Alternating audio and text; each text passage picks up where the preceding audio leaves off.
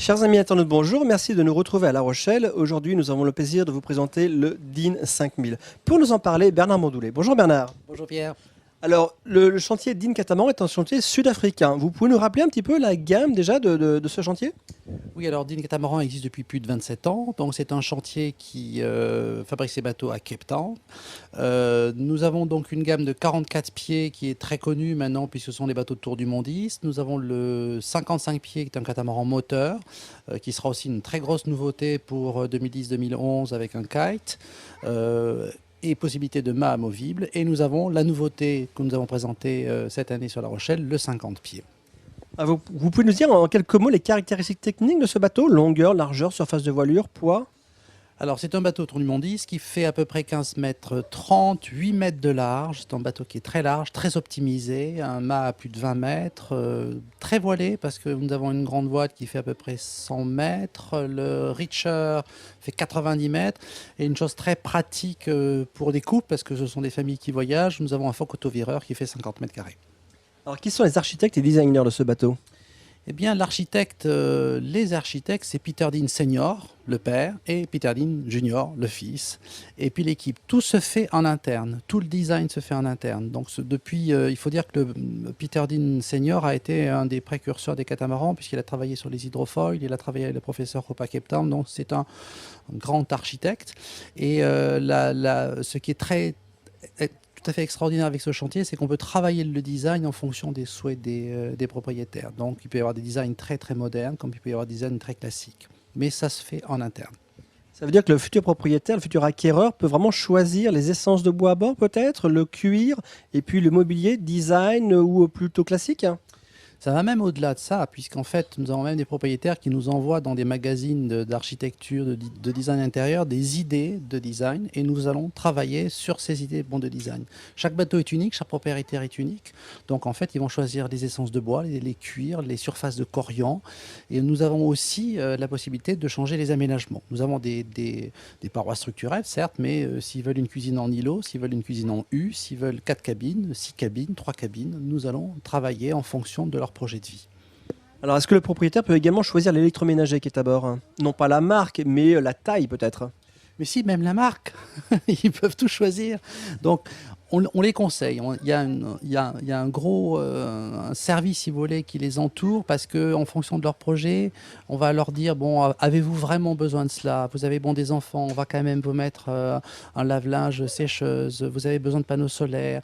Et si en plus ils veulent avoir telle et telle marque parce que le design de telle marque leur convient, allemande ou etc., ben, il n'y a pas de problème. Nous allons fournir ce type de demande. C'est vraiment à la carte, hein. C'est pas un peu un danger de surcharger un bateau en appareil, en électronique, en électroménager? Alors, dès qu'il y a de l'électronique, dès qu'il y a des appareils, c'est sûr qu'il faut d'abord faire un bilan énergétique. Donc d'abord, on leur conseille en fonction de leur style de vie. Mais quand des bateaux partent pour des tours du monde, avec des enfants par exemple, on a besoin d'avoir un certain confort. Donc à partir de là, on va déterminer ce qu'ils ont besoin au niveau énergétique. Donc c'est pour ça qu'on a déjà prévu sur ce bateau des panneaux solaires qui sont encastrés. On a 6 panneaux solaires encastrés. On prévoit, selon le cas, des groupes électrogènes, des batteries gel. Donc il y a tout un environnement. Vous pouvez avoir aussi un bateau très simple, hein. Donc on peut tout à fait partir avec très peu de choses, simplement de l'électronique de bord. Mais ce sont des bateaux qui ont une capacité de charge qui est assez forte, qui permet justement, un bateau de tour du mondis, vous y mettez le petit vélo, vous y mettez la petite moto, vous y mettez les bouteilles de plongée, le compresseur, etc. C'est pas le bateau pour faire une petite balade de 8 jours. C'est un bateau pour partir. Donc c'est vraiment des gens qui chargent leur bateau. Et ils ont cette capacité de charge.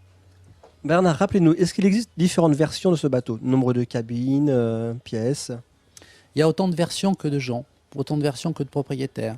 Alors bien sûr, pour simplifier, vous pouvez avoir le bateau propriétaire avec 3 cabines assez classiques, vous pouvez avoir le 4 cabines assez classique.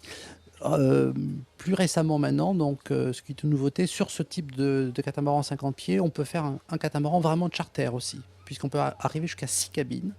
Avec une indépendance vraiment pour tout le monde, plus des cabines skipper. Donc on peut aussi accéder, il y a des gens, même des propriétaires, qui veulent aborder un petit peu ce côté de commercialiser d'une certaine façon leur bateau. Alors, on retrouve certaines idées qu'on avait déjà sur les anciennes dînes, en fait. Le poste de barre excentré qui est très abrité, le foc autovireur. Il y a d'autres éléments comme ça qui ont été conservés du 441 ou du 44 vers le 5000? Alors, il y a une chose qu'on a conservée, par exemple la plateforme arrière, qui est vraiment une chose qui est tout à fait Dean, hein, vraiment, c'est une marque de fabrique. Ça permet d'avoir un très très grand cockpit. On a un cockpit qui est optimisé. Vous pouvez trouver ce cockpit sur des... Il est aussi grand que certains 74 pieds. Donc on cherche cela. Non, la marque de fabrique de Dean, c'est surtout des coques monolithiques. C'est des coques un petit peu à bouchin, à redond en fait. C'est pas des coques en V, coques asymétriques. Vous avez un comportement du bateau qui est vraiment très intéressant, même par petit vent. Dès 5 nœuds, il va partir à 3 nœuds. C'est un bateau qui remonte bien au vent, beaucoup mieux que certains catamarans qui sont plus typés location. Donc ça, c'est la marque de fabrique des Dean. C'est des mouvements doux, remontés au vent, bateau très marin, très solide. Après, nous avons énormément travaillé l'ergonomie du bateau, puisqu'on a quand même fait, avant de faire des moules, une maquette grandeur nature qui nous a permis de travailler les espaces, toute l'architecture du bateau pour faire en sorte que ce bateau puisse être mené par une personne.